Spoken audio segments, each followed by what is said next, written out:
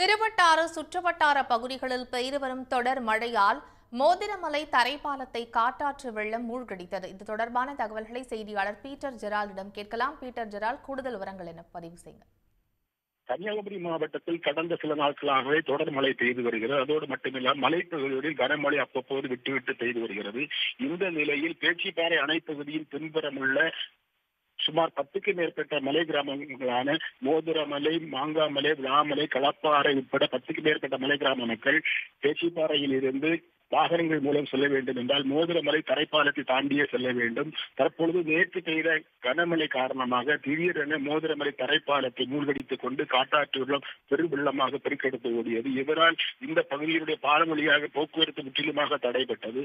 மாலையில் பெய்த இந்த மழை காரணமாக இந்த பகுதியில் அந்த ஆற்றை கடந்து செல்ல முடியாமல் தவித்த மலை கிராம மக்கள் பல்வேறு சிரமங்களுக்கு இடையே யானைகள் நடமாட்டம் உள்ள மலை கிராம வழியாக இரவில் பதபதப்புடன் நடந்து சென்றனர். இவர்கள் நடந்து செல்லும் யானை தாக்கலாம் என்ற அச்சத்தோடு நடந்து சென்றுள்ளனர். இவர்கள் நள்ளிரவிலே தங்கள் வீடுகளை அடைந்துள்ளனர். தற்பொழுது நேற்று இந்த அதிகாலையில் இந்த வெள்ளம் என்பது குறைந்து பாலத்தில் போக்குவரத்து என்பது சீராகியுள்ளது. ஏற்கனவே அடிக்கடி இந்த தரைப்பாலத்தில் வெள்ளம் மூழ்கடித்து செல்வதால் இந்த பகுதியில் மேல்மட்ட பாலம் கட்ட வேண்டும் என்கின்ற கோரிக்கையை ஏற்று உள்ளூர் அமைச்சரான மனோ தங்கராஜினுடைய நடவடிக்கையின் பேரில் 5 கோடி ரூபாய் மதிப்பீட்டில் பாலத்திற்கான திட்டப்பணிகள் தயாரிக்கப்பட்டு பாலம் கட்டுமான பணியும் துவங்கியுள்ளது. ஆனால் பாலம் கட்டுமான பணி மிகவும் ஆமை வேகத்தில் நடந்து வருவதால் இதுபோன்ற பாதிப்புகள் ஏற்படுவதாகவும், எனவே இந்த பால கட்டுமான பணியை விரைந்து முடிக்க வேண்டும் என்பது இந்த மலை கிராம மக்களின் கோரிக்கையாக உள்ளது.